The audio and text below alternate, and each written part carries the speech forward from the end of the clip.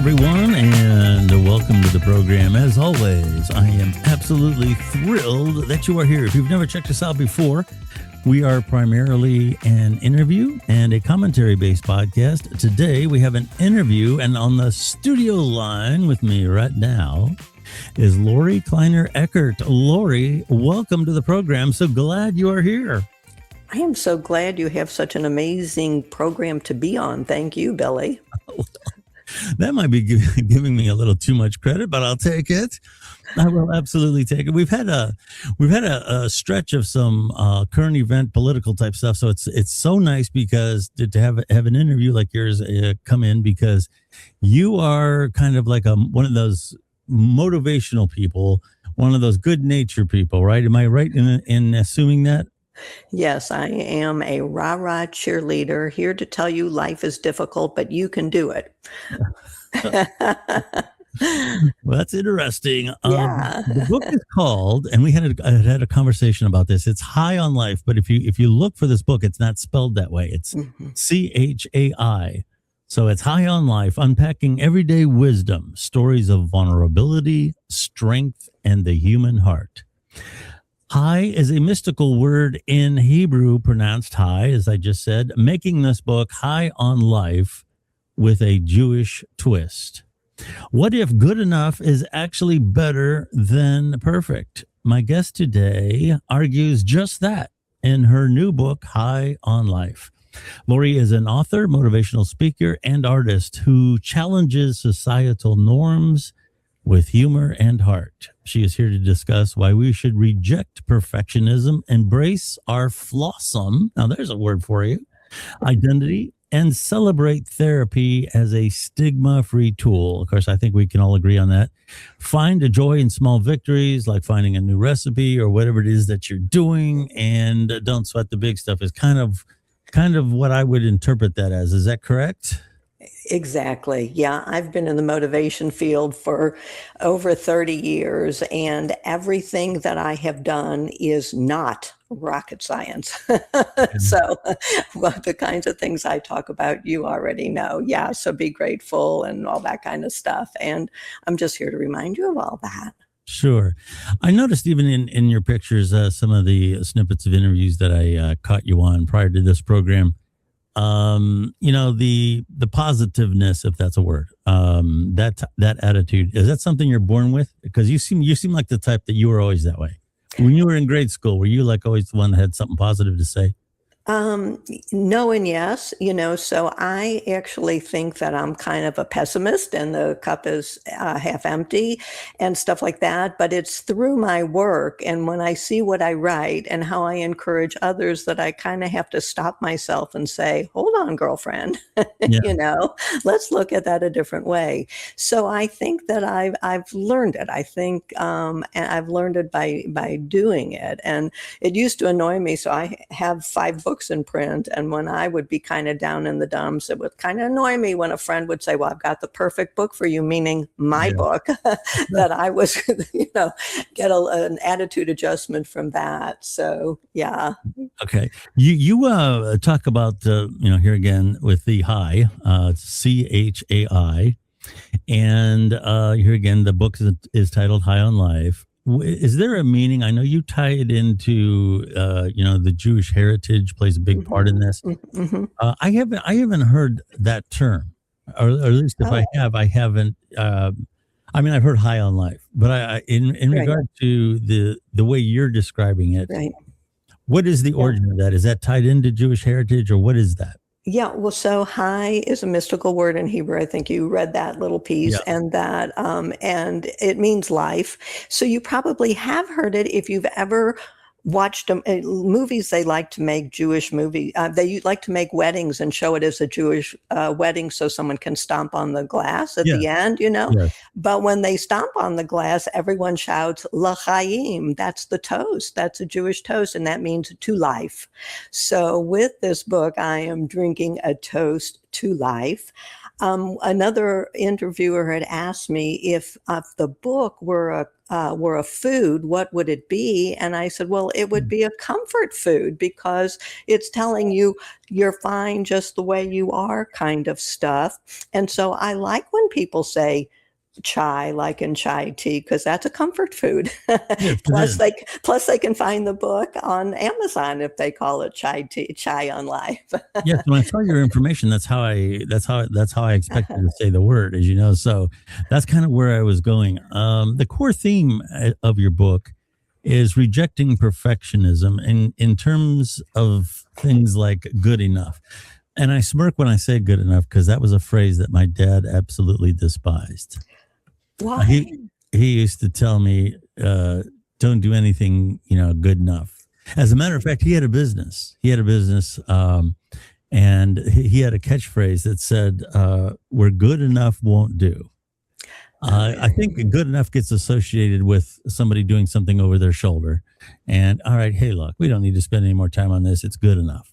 Yeah, Um, yeah. so I think the context of that, the positive context of that, when you're having work done, I don't think you want somebody to say, well, that's just good enough. Leave it. Right. Oh, sure. But when you're sweating things, there comes a point, and you correct me if I'm wrong, but this is my take on the positive side of this. I have spent way too much time on certain things, whether they be recordings or things I'm working on. And there seems to come a point where you have to accept this is how good it's going to be, because when you continue on, any little bit better that you make is going to come with diminishing returns. It's going to take 10 times the work for 1% improvement. And once you reach that threshold, when you get to that point of diminishing returns, then it's time to stop, because you waste a lot of energy and you waste a lot of time. Is that, and of course, I want you to explain, but that's my interpretation of the positive side of it. That is perfect what you said. That's lovely, but I come at it from a different direction. So, Okay, sure. so I was a stay-at-home mom for 1,000 years, and even when I became a motivational speaker and all like that, I was still raising kids. So where I'm coming from is that you don't always have to do my parents used to say to me, do your best. I got an A instead of an A plus average. Did you do your best? Well, actually, no. If I studied 5 hours, I could have studied 6. You can always do more, as you were saying, but not everything requires that. So if you are making brownies and Ina Garten is coming to your house, well, you really don't want to use a mix. But if you're making brownies for the kids because they're hungry and you can whip that up in 5 minutes out of a mix, that's fine. So that's where my good enough is good enough comes from. And in fact, so High on Life has 36 slice of life stories. So I tell the stories of my life, hoping you will glean life lessons from it. And one of the stories is about a recipe from Ina Garten to make chicken soup.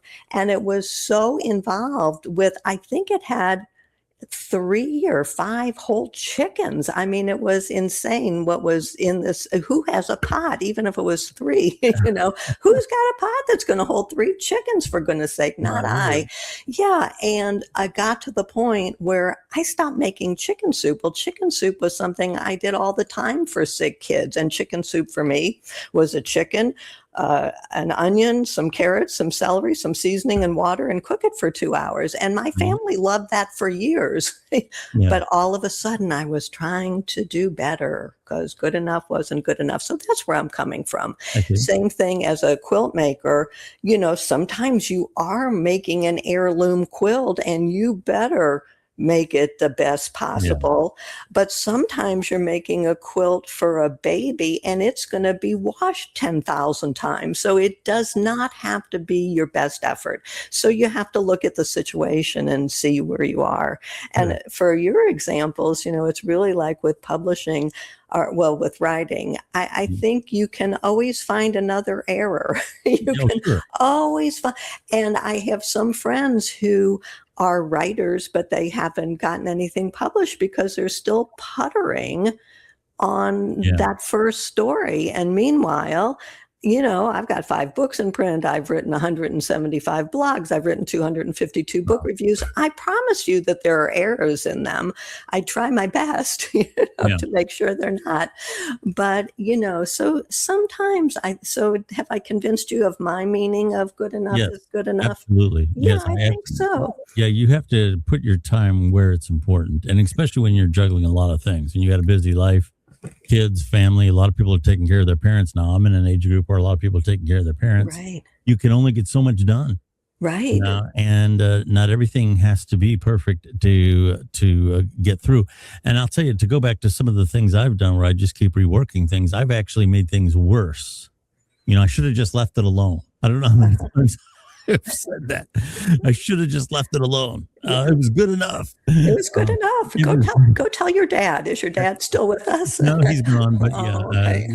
that was one of his little sticking points. I don't want to hear it's good enough. When he asked me if I got something that's good enough, and I don't want to hear that. It was a little joke. You have a number of different terms that you kind of highlight in your book as subjects, and one is everyday wisdom. And I kind of equate that with like common sense. In the context of what you're writing about, how would you describe everyday wisdom? Oh yeah, everyday wisdom. So I think that there's wisdom to be found everywhere. So when I was newly divorced and feeling useless, or I don't know what I was feeling, I saw a hunk of, on the corner there was a hunk of empty land with a sign on it that said potential, and it's like, oh, if that clump of earth has potential, so must I. So isn't that everyday wisdom? When my kids were always appalled when I worked as a motivational speaker, I often sang to my audiences. Billy, I have a terrible voice, but I think I'm going to sing to you right now. And I would sing something like, row, row, row your boat gently down the stream. Merrily, merrily, merrily, merrily, life is but a dream. And if you let yourself go gently down the stream instead of fighting the current all the time, going against the current, maybe life is a dream. So isn't that everyday wisdom? It's just, A lot of people, for whatever reason these days, wear it as a badge of honor to constantly go against what everybody says, whether it's at work or whatever. I'm not just going to go along with this. I don't know that it's a badge of honor to always go upstream. Why do you think so many people feel that way? That they to make themselves stand out, they have to be the person that is convinced. They have, everything is a big decision. There's so many people who just need to be right, And I was just talking to a friend who has a very dear friend, and they're on opposite sides of the political spectrum in the United States. Well, you know how volatile that can be. Yeah. And my advice is you're never going to convince him. He's never going to convince you. Put it away. Say, we have all these years of friendship. I'll sing to again. Come on, people now. Smile on your brother. It's time to love one another right now. So that's what I would say. But people need to be right. They need to have the last word. And that's another little bit of everyday wisdom. When my son was a little boy, he was like 5 years old, and I said something to him, and he said something back, and I said something to him, and he said something back. And my neighbor, who was a school teacher, said, it's okay if he has the last word. You're still in charge. He's not going to do it, Yeah. So, all of those everyday, bits of wisdom go together. So to me, that person you're talking about has to be right. And he or she and I probably wouldn't really get along, or I would just be very quiet. I would listen, and I would say something like, "Don't take my silence for agreement," but but I don't want to argue with you. Sure. Some people just need to choose their battles. Not everything needs to be a battle, and but that's part of what I would call everyday wisdom. Yeah. You talk about step by step to personal success, and I'm going to say that I'm going to make a little bet here that in your world, success can mean a lot of different things. When people hear success, they think Elon Musk or Steve Okay. Jobs. Yeah. But success can sometimes just be making your life enjoyable. There's a lot of people who don't necessarily make a lot of money, but they don't want the stress of a job or a lot of responsibility. They like the fact that they can work 9 to 5, come home and forget about work and go to the baseball game with their kids. Yeah. So this step process and what personal success is, do you want to talk a little bit about that? Oh, sure. When I started,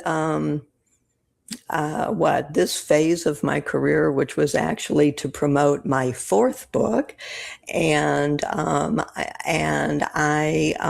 was posting all kinds of old axioms, bromides on social media, like probably 4 times a day, and a lot of them had to do with success, and I was really meaning it business wise, that I was trying to make that fourth book a success and blah blah blah blah.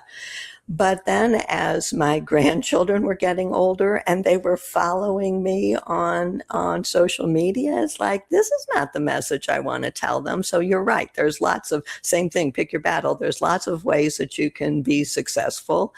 And so I am a very firm believer in teeny tiny steps. And I think that that's for every field of endeavor. But let's talk about it in if you're not getting along with somebody. So there is a book that I quote in High on Life that was written by Constance Aaron. She's actually deceased, but a social worker who wrote about divorce.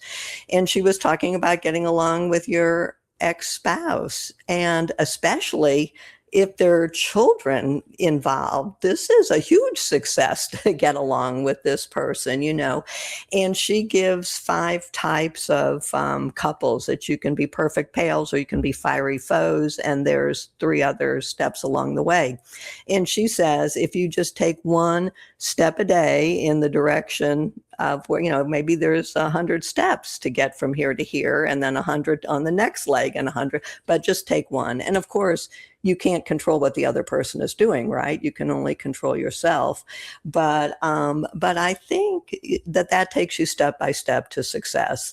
And I'm also doing it, smaller ways in High on Life, talking about if you want to learn how to play the piano, make yourself practice 10 minutes every day. And on day 1, record you playing that little piece and practice for a week. And at the end, play it again. And you'll see, because you've got it recorded, how you have improved. And little by little, day by day, 10 minute by 10 minute, the stack of sheet music that you've mastered is going to grow and grow and grow. Maybe not from day 1 to day 3, but from day 1 to day 1001, you better believe it. So that's why, so step by step to success.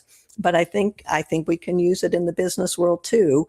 That the story, anybody comparing themselves to Elon Musk, that's just such dangerous stuff, because it's like, the kid in high school who wants to play, professional ball. Yeah. Maybe.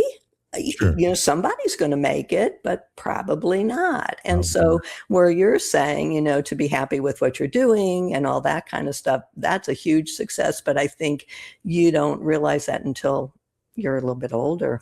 Yeah. Yeah. So that's, they say youth is wasted on the young. That's for sure. You talk about true to life stories of inspiration. You want to just talk a little bit how you work that into your message? Yeah, true. Well, so all of my stories are true life stories. One of the stories is called 30 Reasons to Be Grateful at my at my granddaughter's soccer game. 30 reasons, Billy, can you imagine? Wow. So I wrote it, and it started off with having difficulty finding a parking place, and it was a really hot day, and we were all afraid the kids were going to pass out and all that kind of stuff. But there was one, this is what really was the impetus for me to write this piece. There was one other grandma there who had her shirt on inside out. But it wasn't me, So, so that was the starting point. And Yeah. I wrote 30 reasons. So finding the parking place, having, getting home afterwards to air conditioning. It was a hot August day, having cold water in the refrigerator to drink. And the moral of that story. So every story in High on Life has a one-line takeaway that's illustrated. And that one, again, not rocket science, but there's always something to be grateful for. So so all of my stuff they're all stories of my life, not the kind of story that a biographer would write, and then on August 7th, 2023, she went to her granddaughter's soccer game. No, it's not that kind of stuff, but it's all in the little stuff. Yeah. Sweat the little stuff, that kind of little stuff. We got to sweat the important stuff. I noticed the topic of reinvention coming up a lot. You talked about life after divorce, which a lot of people have a hard time with. For some reason, that can be really devastating for some folks. A lot of times it can, you lost a job that you had for 15 or 20 years. And I think men probably at their detriment, it's not necessarily a good thing, but I think men associate their success, their ability to provide with their self-worth, with their personal self-worth. I don't think women are quite as bad at that, but everybody can. But men can sometimes just be absolutely devastated when, they're no longer a cop or whatever. Yeah. Why is reinvention a thing that, I know the obvious word, reinvention has to be part of how we evolve, but it's really something that you should look toward when a big change comes and not think about what you've lost. How do you teach yourself to do that? Well, my philosophy is that we all have just tons of experience in reinventing ourselves, because I count the happy reinventions and the sad ones. So there was a Broadway musical where the opening line, Avenue Q, where the opening line was for a guy to come out on stage waving a piece of paper. And he said, "I just got a bachelor's degree in English." And the second line is, "What do you do with a bachelor's degree in English?" So here he is at a happy reinvention. He's now reinventing himself as a postgraduate of college. And what do you do? So the same thing when you have a baby, you're not done, you just started, so that's a reinvention. You used to be a pregnant person or a father to be, but now you're a parent and this little thing is squalling all the time. So I think that, those are the happy reinventions. And then you mentioned sad ones: losing the job, breaking up with someone, divorce, getting a bad health diagnosis. That's a terrible reinvention to have to go through. But we all go through so many of them that we have experience. So my method, as described in High on Life, is 2 steps. There's only 2 steps to reinventing yourself, because I want to keep it super easy, because when you're having one of those sad, hard, terrible reinventions, you just want to, hide out on the sofa with a blanket over your head. Yeah. So you have to do 2 things. You have to have a healthy routine, and that's different for everybody. But what do you do every day when you're in a good space, So I hope that means you shower and brush your teeth and make sure, you're looking into your sleep hygiene and eating proper foods and stuff. But whatever you do when life is good, you got to do that every day, and especially on the bad days. So that's step number 1. And step number 2 is back to those teeny tiny steps. You have to take a step a day in the direction of your new life. So if you are, I think it's very important to have an accountability log. So that can be something really inexpensive, like a spiral notebook at the grocery store. But you have to write down the day's date and what you did, what your one step was. And if you're just lost a loved one, you just learned you have cancer or something like that, you only have to do one thing a day, and it can be a teeny tiny thing. But if you're having a happy reinvention, that you graduated from college or you just got married or whatever, maybe you can set a timer. That's kind of a hack that people with ADD use. You set a timer for 5 or 10 minutes, and you you're active pursuing whatever. So in like 10 minutes, you could probably send several emails. You could probably make a couple of phone calls, and you write all those down in your accountability log. But if the next day you're not quite in that frame of mind, you don't have to do 5 the next day. You only have to do 1 a day. And you're going to find out some of them were missteps and some of them were side steps. And it just doesn't make any difference. You just have to keep trying and trying and trying. So 1 step at a time. So it is a very, very easy methodology for reinvention. And the first time I used it was when I was going through empty nest syndrome, and the silence in the house just felt oppressive. It felt like it was holding me to the sofa, like there was a 10-ton weight on my chest. And my activity, once I allowed myself to start doing stuff, the first thing I did was make a contact with volunteermatch.com, so you can find volunteer opportunities in your area. Oh, wow. Yeah, and there's some really cool ones, like different charities run the concession stand at the ballpark, and you can go help run the concession stand at the ballpark, or I found what I found was the March of Dimes, and I stuffed envelopes for them, and it was such a wonderful cause and such wonderful people.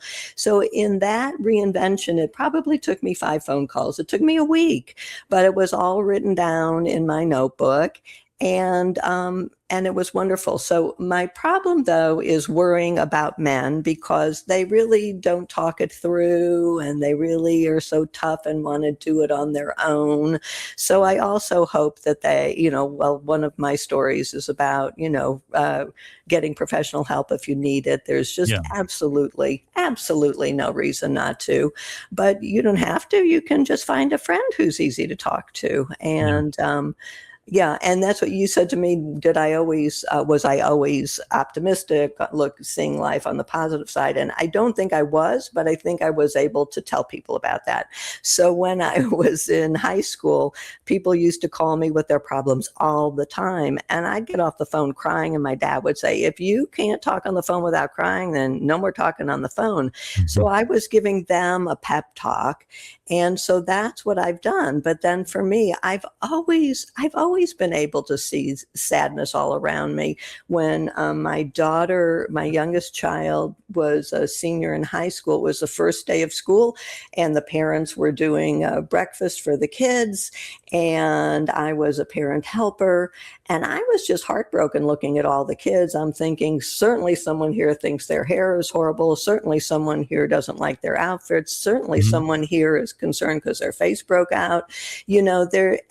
I just saw that's all there behind those smiles. So, so I've always seen the pain in the world, but life is difficult, but you can do it. I'm your rah-rah cheerleader. Yeah. Awesome. You're the rah-rah cheerleader. That's fantastic. Self-acceptance, I think, would probably be one of the terms to kind of talk, in terms of the key points of your book. That's probably the one thing that we haven't covered yet. What is self-acceptance, other than what it says literally? I mean, we understand the words, but what does that mean in practice? Yeah, that's really something I think is my main lesson in my life, is trying to find self-acceptance, because I'm always, like I say, my parents said, do your best. Well, I had to do everybody's best. I had to be number one, to know that I had done my best, because I did everyone's best. So self-acceptance is tricky for me. And Richard Bach, who wrote Jonathan Livingston Seagull, he said, we tend to teach best that which we most need to learn.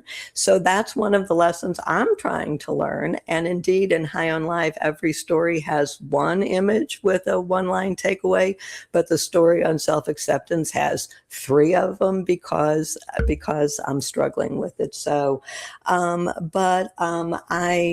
done some counseling myself, and there's something called CBT, cognitive behavioral therapy. And I developed a mantra that I use. So my oldest grandchild is named Tilly, Tillie, and my mantra for the whole world is, using Tilly, think instead like life is excellent. So, give yourself that. But since my name is Lorie, I can do think instead like Lorie is excellent. So, so I'm using positive talk, and I do come across as a positive person, which I'm learning from my professional work, which is marvelous and wonderful. And here I am. But meanwhile, Anthony Bourdain committed suicide. So if you're struggling, call the suicide helpline, call a counselor, whatever. You do not have to go it alone. But, for self-acceptance, I'm a real good friend to people, but you have to be an equally good friend to yourself. And would you, when I'm down on myself, and one of the quotes is, I think, tell the negative committee inside your head to sit down and be quiet. So all of these things give me a chuckle, but they're worth $1 million because they're just so absolutely true. And so self-acceptance was my starting point. My first book is called With This Ring I Journey, and it is the journey towards self-acceptance and love. And it's a series of vows you might make to yourself as you start a new portion of your life. In my case, I was getting divorced, and the vows started, I love you is the sequel with acceptance and love of the self, the story that must come first. And I wrote that in probably 1995, and I'm still working on it. It's a work in progress, but I'm a lot better at it. And think instead like Lorie is excellent. That's where I tell myself that with some regularity. Yeah. Do you struggle with self-acceptance? Do men? I don't know if men do. Well, I think, you talked about like aging can be a thing that has, can bring you down. And you talk about using humor to, combat that a lot. And I think that humor does work, to a degree with me anyway. I can always say something like, I'm not 21 anymore. Everybody calls me sir now as opposed to Bill or whatever. But there's a serious side to it. One of the things that I worry about in the future is I've always been very physical. I'm a 6'1", I was always big in school. I was always strong. I never got picked on. I could always take care of myself. And I was at the grocery store the other day, and I saw, the term little old man. Somebody was hunched over and could barely lift his things into his car. And how vulnerable he looked, and looking at the world as a threat, as everybody being a potential threat, is something I'm going to have a hard time with when it comes to. I'm always going. I don't feel. I always want to feel that gregarious self when I'm walking through a parking lot. I don't want to feel like I have to look around. And the slightest thing is going to become a threat. Yeah. I don't know. That's one of the things that I'm struggling with now. I'm still in good shape. I'm still relatively young, but I'm at the point in life, just being honest, I'm closer to the end than I am the beginning. That's just the way it is. That's part of something like, getting back to acceptance. You have to find a slot for it. And I think I'm going to have a hard time finding that. Yeah, well, but I would imagine you are keeping up with your physical exercise and stuff like that, so that you're in the best physical form you can be. And we all have, physical changes that we don't like beyond our control. But, one of the stories in High on Life is my belly is flat, but the L is silent. So I wish my belly were different, but so I think that you have to do all you can. You have no control over that. Clearly, none of us have control over what's coming down the pike. But if you're, physically fit, staying with it, I hope eating right. Have you done any shows on nutrition? I probably shouldn't talk about that. Well, actually, I don't do too bad. I don't do good. Yeah. Good. I was never a beer and pizza person. That never was my, and I never did.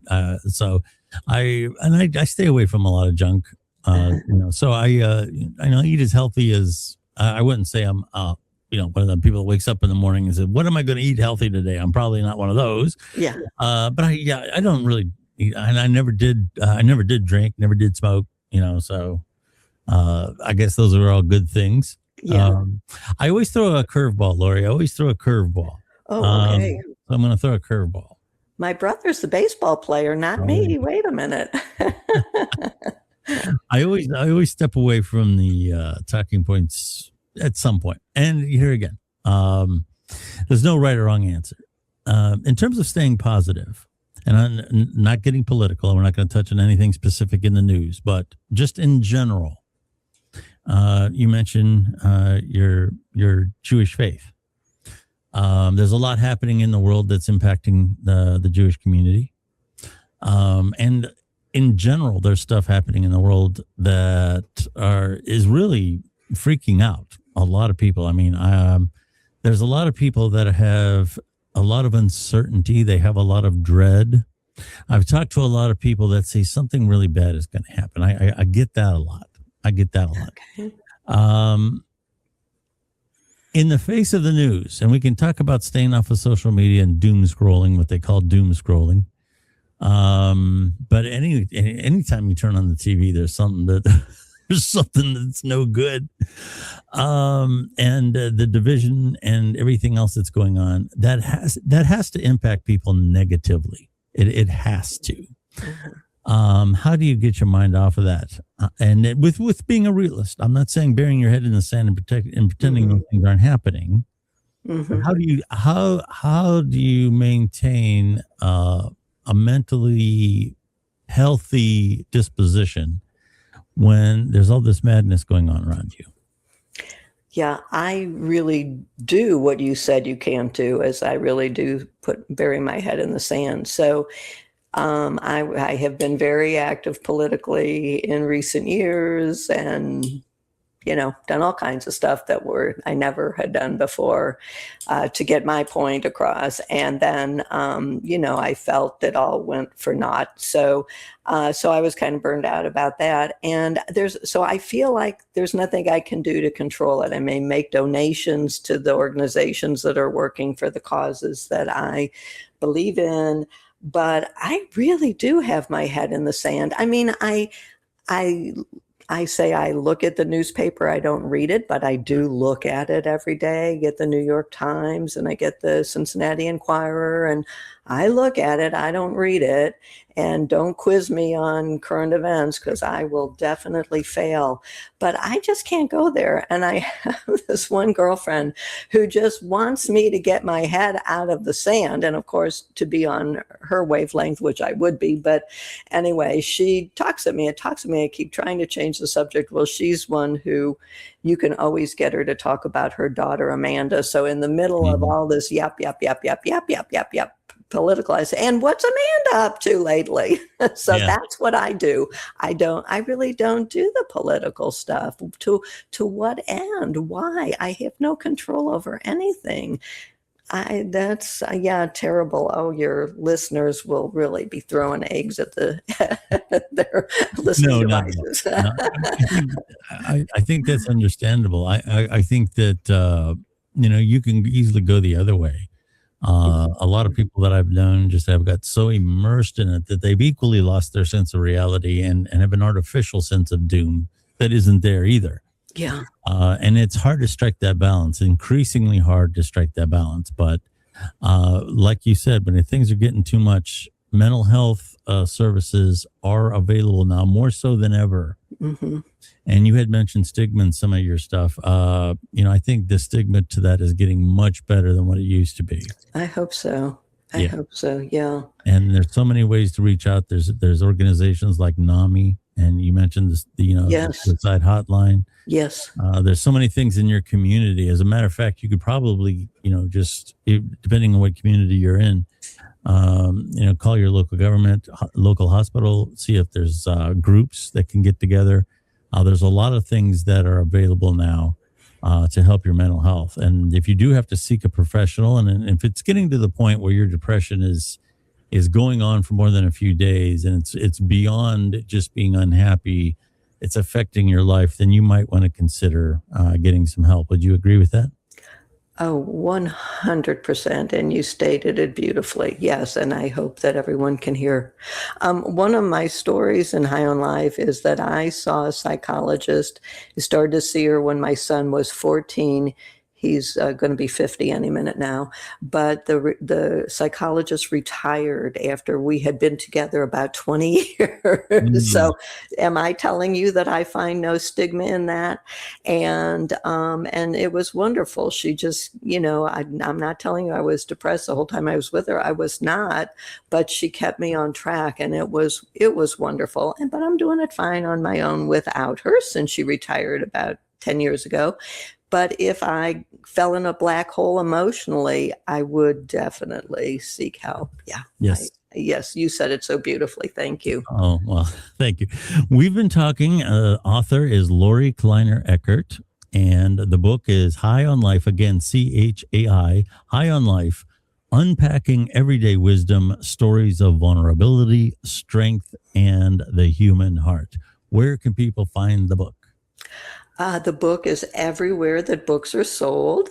And so, Amazon and Barnes & Noble, every place. And they can, and if they can't find it for some reason, they can find me. So if you do LorieKleinerEckert.com, you'll have millions of things about me. I probably don't sing on my website, so you won't get that.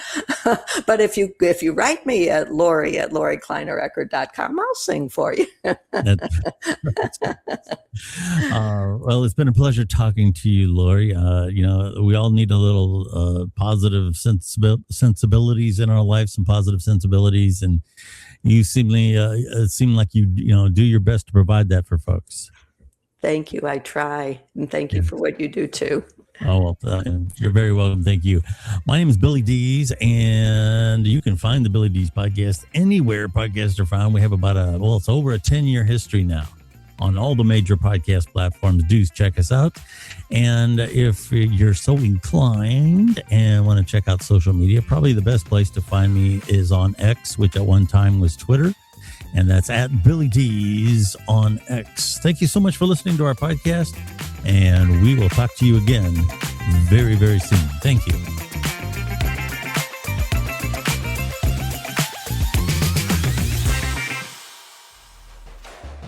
Thank you for listening to the Billy Dees Podcast. Follow Billy Dees on X at Billy Dees for updates about the program. Do you listen to music or audiobooks on streaming devices such as Sonos or Amazon speakers? How about on your car sound system? If you use Spotify, Audible, or Amazon Music on any of these systems, you can also listen to the Billy Dees Podcast the same way. Billy and his team go the extra mile to make sure our podcasts sound as good or better than anything on the radio. Listening to the Billy Dees Podcast has never been easier. You literally just have to ask.